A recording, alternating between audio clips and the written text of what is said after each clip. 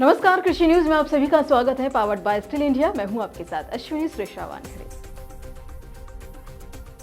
देश के किसानों को डिजिटल टेक्नोलॉजी का उपयोग करके सूचना, सेवा एवं सुविधाओं से लैस करते हुए सशक्त बनाने के उद्देश्य से कृषि भवन दिल्ली में स्थापित कृषि इंटीग्रेटेड कमांड एवं कंट्रोल सेंटर का शुभारंभ 8 मार्च साल 2024 को केंद्रीय कृषि एवं किसान कल्याण तथा जनजातीय कार्य मंत्री अर्जुन मुंडा ने किया। इस अवसर पर मुंडा ने कहा कि देश भर के किसानों को आत्मनिर्भर बनाने के लिए प्रधानमंत्री नरेंद्र मोदी के नेतृत्व में कृषि और किसान कल्याण मंत्रालय भारत सरकार का ये नवाचार है।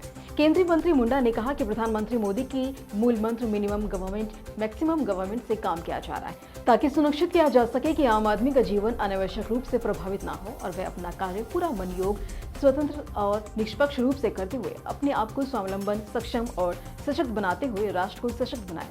इसी लक्ष्य को लेकर आम किसानों के लाभ के लिए कृषि मंत्रालय ने यह नया डिजिटल आयाम जोड़ा है। मुंडा ने कहा कि टेक्नोलॉजी आज सबके जीवन का अभिन्न अंग बन गई है।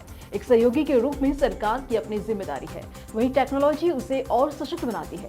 सभी लोग टेक्नोलॉजी से लाभान्वित हों। लोगों को और कैसे सहयोग किया जाए, ये सरकार की मंशा है। पूरी पारदर्शिता, प्रतिबद्धता और लक्ष्य के साथ सरकार चाहती है कि गांव में रहने वाला एक आम किसान भी टेक्नोलॉजी के साथ अपने आप को आत्मनिर्भर बना सके।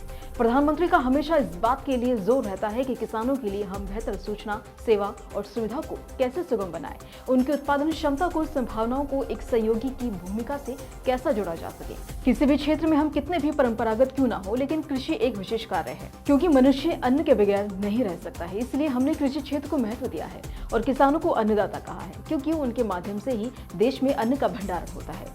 कृषि मंत्री मुंडा ने कहा कि इस नई पहल का उद्देश्य यह है कि किसानों को खेत में वास्तविकता की जानकारी उपलब्ध हो तथा यह भी पता लगा जा सके कि हमारे कृषि क्षेत्र के सामने वास्तव में क्या चुनौतियां हैं। रियल टाइम डेटा और उसका विश्लेषण उपलब्ध होने से इसके आधार पर उनका निवारण किया जा सकेगा।